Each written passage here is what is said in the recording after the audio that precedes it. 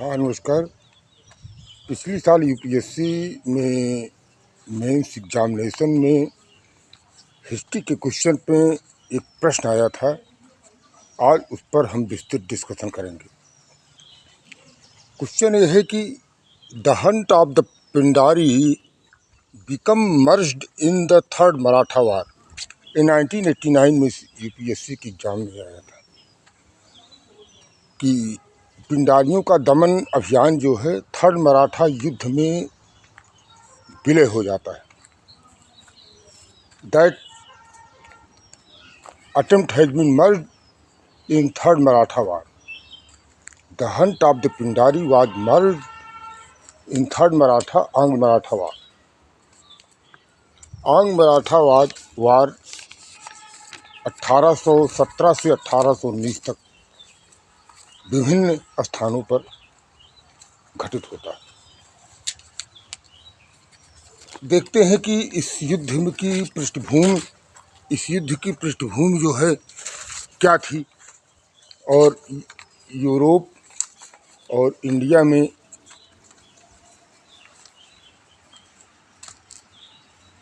अंग्रेज़ों और मराठों की पोजीशन क्या थी।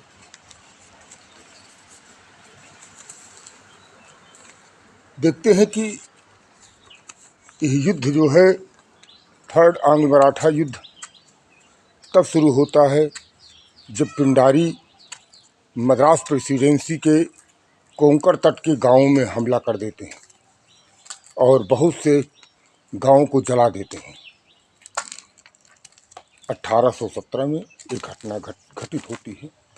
पिंडारी वस्तुतः नर्मदा नदी के उत्तर और मालवा के क्षेत्र में निवास करते थे और इनका होलकर और सिंधिया का संरक्षण प्राप्त रहता था। इस तरह से पिंडारियों का जब आक्रमण होता है तो कोंकण तट पर बहुत सी बस्तियों को जला देते हैं। मद्रास प्रेसिडेंसी के जनरल हिस्लॉप ने इनको दमन के अभियान के लिए नेतृत्व किया और दक्षिणी भारत में इनकी बस्तियों को जला दिया जहां पिंडारी निवास करते थे। पिंडारी एक तरह से घुड़सवार सैनिक थे और भाला लेकर चलते थे। अप्रशिक्षित और घुमंतु सैनिक थे और कहीं न कहीं से मराठों के अलायंस में थे। देखते हैं कि इसके पूर्व 18वीं शताब्दी में ब्रिटिश इंडिया कंपनी और मराठों की हिंदुस्तान में क्या पहुंच थी।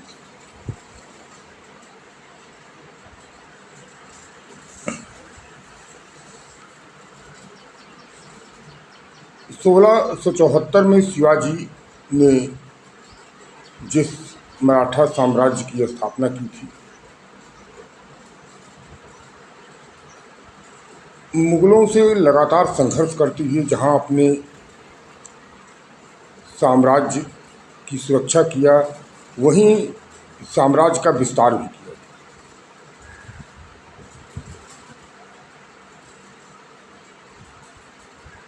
और उस विस्तार के क्रम में औरंगजेब की मृत्यु के बाद मराठा साम्राज्य तेजी के साथ दक्कन में अपना विस्तार करती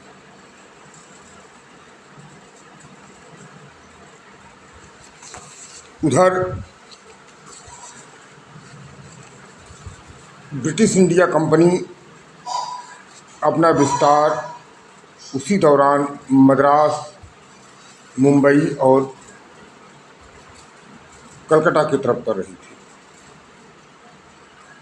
छोटी छोटी व्यापारिक बस्तियां और किले बनाकर व्यापार भी करती थी और आंतरिक रूप से अपनी सैनिक शक्ति भी मजबूत कर रही थी।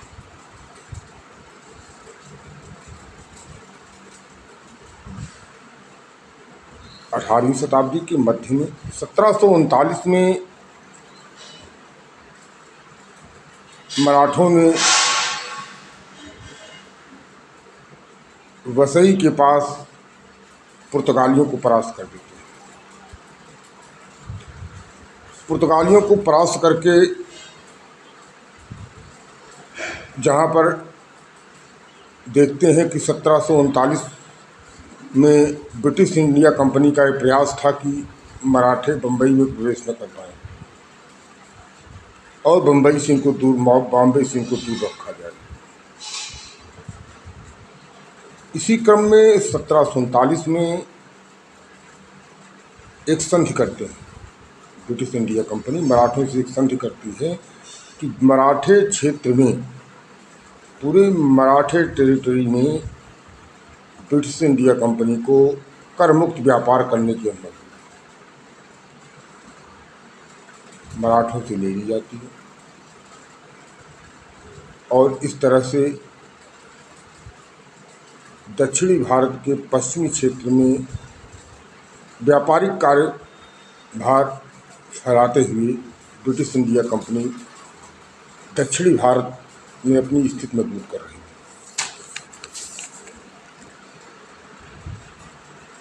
मराठों का, क्योंकि मराठे पश्चिम में प्रभुत्व में थे, इसलिए ब्रिटिश इंडिया कंपनी दक्षिणी भारत के पश्चिमी क्षेत्र पर एकाधिकार नहीं कर पा रहे थे।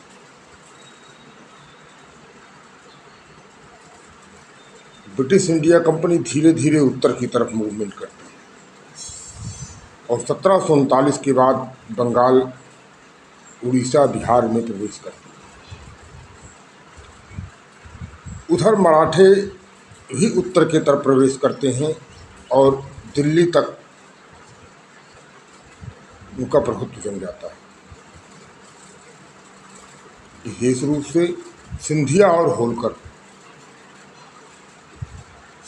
और मराठों का विस्तार करते करते सिंध नदी क्रॉस कर जाते हैं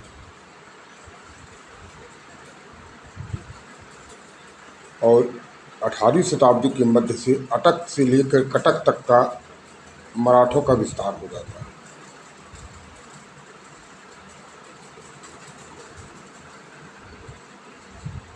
परंतु वो अस्थायी नहीं हो पाता है। सिंधिया और होलकर के आपसी तालमेल के अभाव में और महत्वाकांक्षा को प्रायोरिटी देने के कारण मराठे अस्थायी नहीं हो पाए। वो केवल धन संचय तक ही सीमित रहे। चौथ और सरदेश मुखी वसूलना ही एक उद्देश्य लेकर चले और जो उत्तरी भारत में स्थानीय शक्तियाँ थी, अवध और राजपूताना और मुस्लिम डायनेस्टी थी, उनके साथ कूटनीतिक विजय नहीं प्राप्त कर पाए।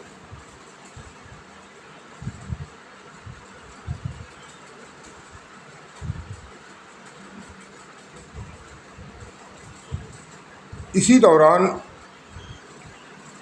1761 में अहमद शाह अब्दाली का आक्रमण होता है, जिसमें मराठे परास्त होते हैं और मराठे पूरी तरह से टूट जाते हैं। उसी दौरान मध्य भारत में ईस्ट इंडिया कंपनी का विस्तार होता है। यूरोप में ऑस्ट्रिया के उत्तराधिकार के युद्ध और सप्तवर्षीय युद्ध के कारण फ्रांसीसी शक्तियों का टकराव इंडिया में भी होता है 18वीं शताब्दी के मध्य में। और इसी दौरान सामरिक शक्तियाँ मजबूत करती हैं ब्रिटिश इंडिया कंपनी और धीरे धीरे बंगाल, उड़ीसा, बिहार में अपने प्रभुत्व की स्थापना करती है और यहाँ तक कि बंगाल, बिहार, उड़ीसा में दीवानी का भी अधिकार प्राप्त कर लेती है और मुग़ल बादशाह उनके अधीन हो जाता है, उनके प्रभुत्व में को स्वीकार कर लेता है। ब्रिटिश इंडिया कंपनी के प्रभुत्व में इलाहाबाद के किले में शरण ले लेगा और 18वीं शताब्दी के मध्य तक ब्रिटिश इंडिया कंपनी का प्रभुत्व अवध और रोहिल्ला तक विस्तारित हो जाता है। उधर 1761 में पानीपत के युद्ध से मुगल के पैर उखड़ चुके थे, मराठे पूरी तरह से ध्वस्त हो चुके थे। इस दौरान जो उत्तरी भारत में एक सख्त शून्यता की स्थिति आई थी, ब्रिटिश इंडिया कंपनी उसको फुलफिल करने के लिए हर तरह से तैयार थी।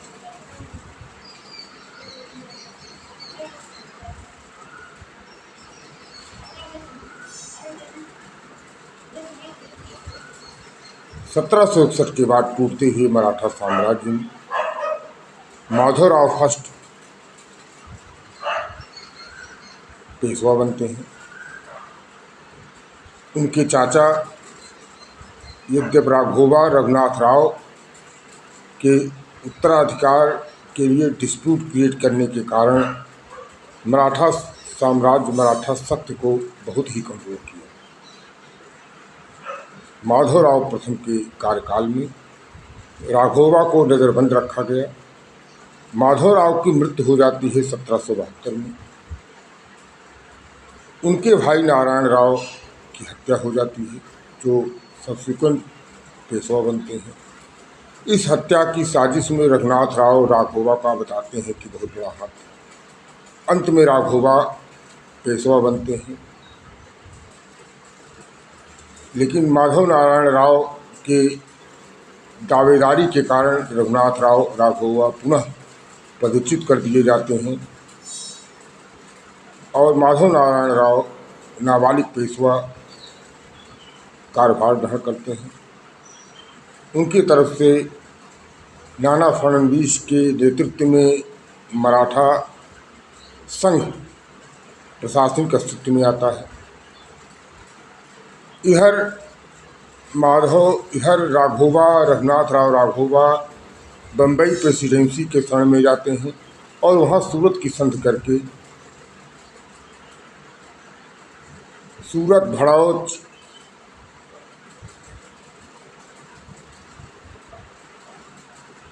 और व्यापारिक छूट कंपनी को देते हैं। बसई और महत्वपूर्ण स्थलों को व्यापारिक स्थलों को ब्रिटिश इंडिया कंपनी को हैंड ओवर कर दिया। इससे ब्रिटिश इंडिया कंपनी जो बम्बई प्रेसिडेंसी की कंपनी थी, उसने राघोबा को पेशवा स्वीकार कर लिया और राघोबा को सेना मुहैया कराया और ब्रिटिश इंडिया कंपनी की संयुक्त सेना के साथ पूना के पेशवा गढ़ पर आक्रमण कर देते हैं, जहां ब्रिटिश इंडिया कंपनी की संयुक्त सेना की बुरी तरह पराजय होती है। इस तरह से कई संधियों के साथ प्रथम आंग्ल मराठा युद्ध में ब्रिटिश इंडिया कंपनी का न तो उतना फ़ायदा होता है, जबकि मराठों का नुकसान ज़्यादा होता है। और 1782 में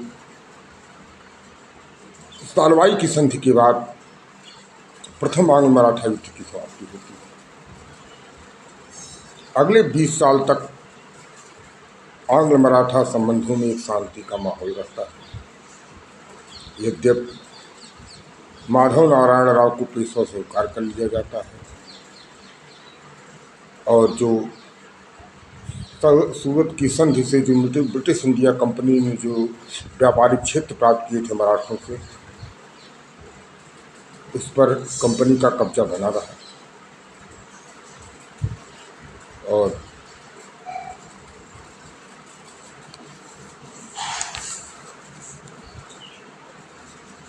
माधव नारायण राव को पेशवा स्वीकार कर लिया जाता है। परंतु रघुनाथ राव ने उत्तराधिकार का जो डिस्प्यूट था, उसके लिए लगातार अपनी महत्वाकांक्षा पूरी करने के लिए साजिशों की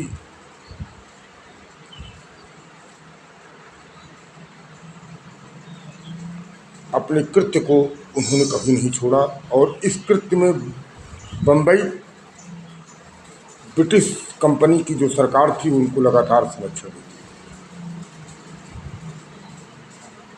उधर निजामों ने मराठों पर आक्रमण किया।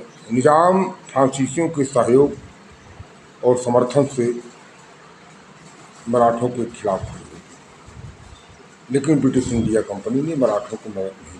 फिर भी मराठों ने अपने सख्त प्रदर्शन के द्वारा, अपने सख्त के द्वारा 1795 में निजाम को परास्त कर दिया। 1795 में निजाम को परास्त कर दिया। इस तरह से देखते हैं कि मराठे 18वीं शताब्दी के अंत तक लगभग 1800 तक, 1795 1798 तक, खरदा के युद्ध तक, 1795 के खरदा युद्ध तक जब निजाम को परास्त किया तब तक इनकी स्थिति बहुत कमज़ोर नहीं थी।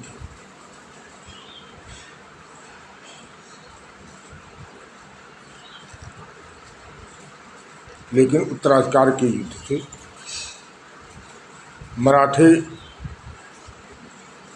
मराठा संघ में जो एकता थी वो टूट रही थी। उधर सिंधिया होलकर के बढ़ते ही महत्वाकांक्षा, उत्तरी भारत में बढ़ते उनके प्रभुत्व ने इनके संघ की कई शक्तियों को महत्वाकांक्षा जन्म देने का अवसर देती है।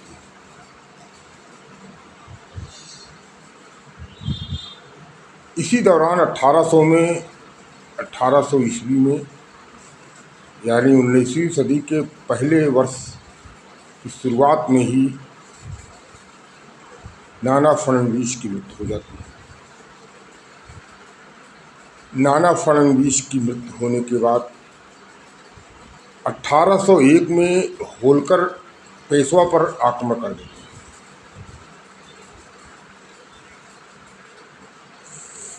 होलकर ने पेशवा पर आक्रमण कर दिया। पेशवा बाजीराव दुत्ती, पेशवा बाजीराव दुत्ती, जिन्हें नाना साहब कहा जाता था, कंपनी के साथ संधि कर लेते हैं और कंपनी के साथ संयुक्त सेना के साथ होलकर का सामना करते हैं। उधर 1803 में द्वितीय आंग्ल मराठा युद्ध स्टार्ट हो जाता है। भोसले और सिंधिया जिन्हें कहा जाता है, भोसले और ग्वालियर के सिंधे मिलकर कंपनी पर हमला कर देते हैं। अंग्रेज़ों ने मराठों को परास्त करके अधिकांश क्षेत्रों पर मराठों के कब्जा कर लेते हैं और उस मराठा क्षेत्र को निजाम और कंपनी के बीच बंटवारा हो जाता है।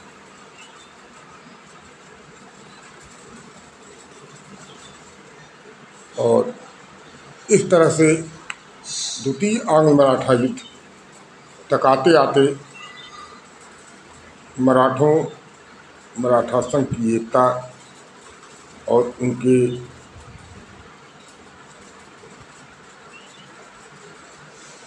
जो रणनीति थी उसमें जो गिरावट आई, उसका फ़ायदा कंपनी को मिला। कंपनी का जो पॉलिसी थी बहुत ही सिस्टमेटिक थी। ब्रिटिश इंडिया कंपनी स्वतंत्र रूप से निर्णय लेती थी और 18वीं शताब्दी के मध्य तक फ्रांसीसी शक्तियों को एलिवेट कर देती है और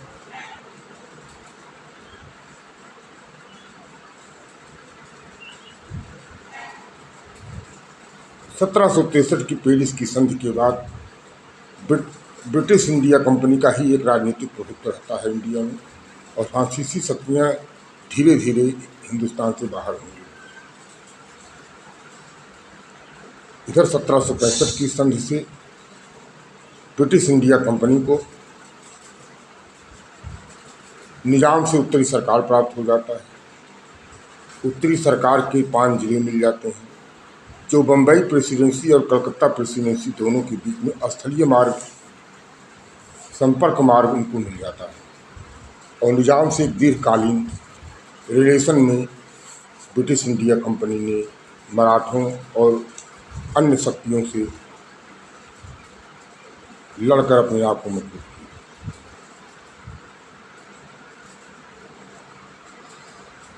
मराठों के पतन शुरू हो जाता है। इस पतन के कारण में कई चीज़ें थी, जिसमें मुख्य रूप से आधुनिकीकरण की कमी थी, अनुभवहीनता थी, उनके जासूस कुशल नहीं थे, पुराने तोपें थी और तोपें और बंदूकों का संचालन विदेशी अधिकारियों के संरक्षण में रहता था। उत्तरी भारत में मजबूत होकर भी शिंदे और होलकर ने तालमेल नहीं बैठाया और उत्तरी भारत में राजपूतों और मुस्लिम रियासतों के साथ कूटनीतिक संबंध बनाने में असफल रहे और अपनी एटलीस्ट अपनी आर्थिक इकोनॉमिकल बेनिफिट को ही केंद्र में रखा और प्रभुत्व धीरे धीरे क्षीण होता गया। 19वीं सदी के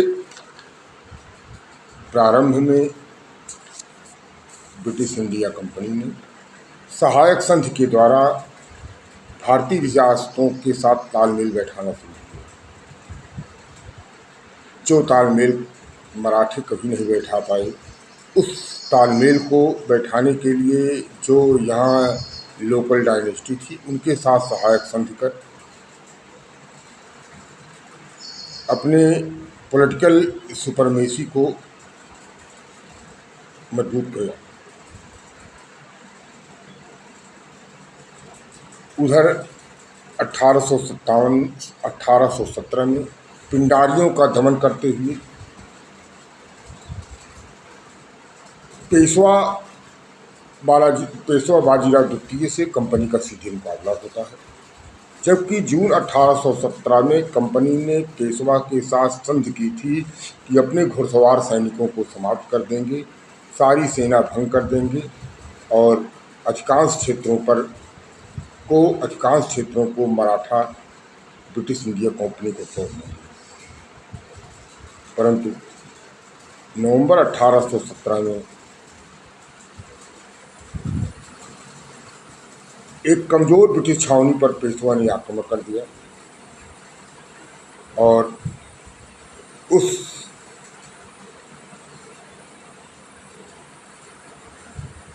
के बाद ब्रिटिश इंडिया कंपनी ने गंगाधर शास्त्री को पूना भेजते हैं बातचीत समझौते के लिए। वहाँ गंगाधर शास्त्री की हत्या हो जाती है। इस तरह से ब्रिटिश इंडिया कंपनी ने सोचा कि अब मराठों से फाइनली फुल फेस निपटना ही पड़ेगा। इसके लिए उन्होंने तैयारी की और लगभग 1,20,000 सैनिकों की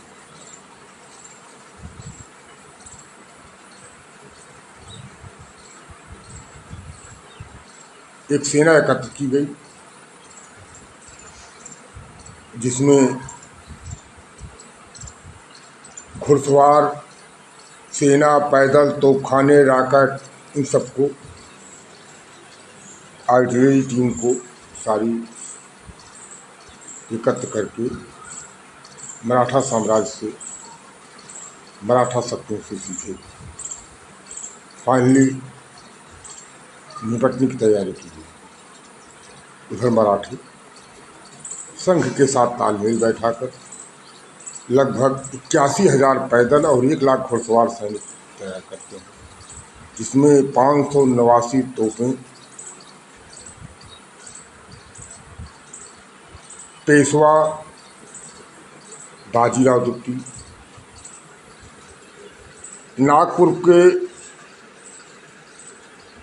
मुथोजी भोसले, जिन्हें अप्पा अप्पा साहब कहा जाता था। पिंडारियों की अप्रशिक्षित सेना, टोंक के अरब सैनिक,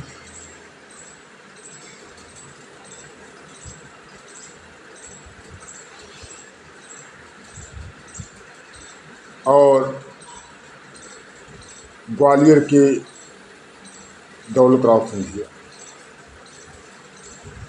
इस तरह से 1,00,000 घुड़सवार, 81,000 पैदल सैनिकों के साथ मराठा संघ की भी तैयारी थी।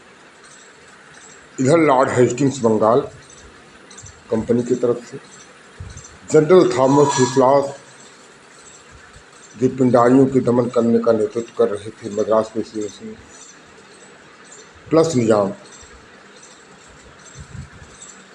कि 1,20,000 सैनिक, पैदल तोपखाने, घुड़सवार, रॉकेट के साथ कंपनी की भी तैयारी। पूरे मराठा क्षेत्र पर प्रभावी कब्जे के लिए कंपनी अग्रसर होती। इस दौरान 5 नवंबर 1817 को खड़की के युद्ध में पेशवा परास्त हो जाता है और सिंहगढ़ और पुरंदर के किले पर कब्जा कर लिया जाता है। धीरे धीरे पेशवा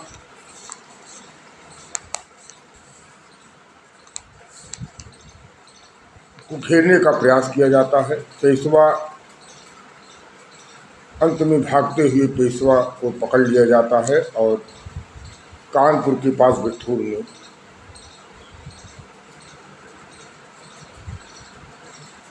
उनको स्थापित कर दिया जाता है और उनको पेंशन दे दी जाती है। उधर होलकर, इंदौर के होलकर, मल्हार राव होलकर को 21 दिसंबर 1817 को परास्त कर देती। महिदपुर की युद्ध में कंपनी परास्त कर देती है और 6 जून 1818 के मंडलेश्वर की संधि के द्वारा उनके क्षेत्र पर पूरी तरह से कंपनी का कब्जा हो जाता है। इधर भोसले, मुधोजी भोसले, अप्पा साहब 1816 में एक संधि करती है कंपनी कि आप पेशवा से अपनी दुनिया बनाए रखें, परंतु अप्पा साहब ने खुले रूप से पेशवा का समर्थन किया। अंत में नागपुर के पास सीताबड़ी में 1/7/1818 को अप्पा साहब परास्त होते और अंत में परास्त होकर संधि करती है कंपनी और कंपनी के प्रभुत्व को लिखित रूप से स्वीकार कर लेती। तृतीयांग मराठा युद्ध के अग्रसर होते हुए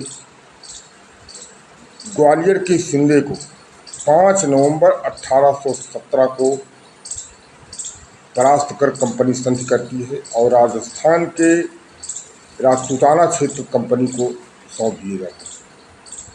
पिंडारियों के विरुद्ध अभियान में शिंदे को समर्थन देने के लिए सहमति प्राप्त कर ली कंपनी। अंततः पिंडारियों का भी दमन हो जाता है।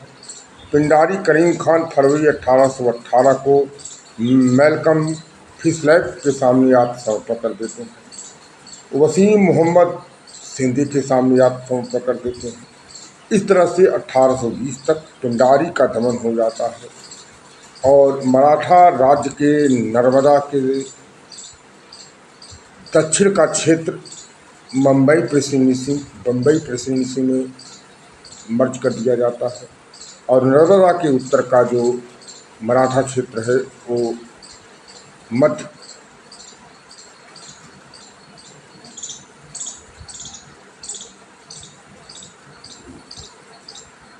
भारत के मध्य प्रांत में विलय कर दिया जाता है और नर्मदा और मालवा के क्षेत्र से पिंडारियों के घरों को जलाकर नष्ट कर दिया गया। पिंडारी मुक्त हो गए क्योंकि पिंडारियों का समर्थन होलकर और सिंधिया कर रहे थे, इसलिए पिंडारियों को लेकर होलकर और सिंधिया से अलग से समझ की गई। इस तरह से 19वीं शताब्दी के दूसरे दशक तक आते आते ब्रिटिश इंडिया कंपनी का प्रभुत्व दक्षिणी भारत से लेकर उत्तरी भारत तक हो गया। केवल महाराजा रणजीत सिंह का जो साम्राज्य था, सतलज नदी के सीमा रही। 1809 में की अमृतसर की संधि के द्वारा सतलज नदी के दक्षिण तक ब्रिटिश इंडिया कंपनी का विस्तार हुआ। सतलज नदी के उत्तर और उत्तरी पश्चिमी प्रांत सिख डायनेस्टी के अंतर्गत रहे, जिसका नेतृत्व राजा रणजीत सिंह करे। इस तरह से देखते हैं कि 18वीं शताब्दी के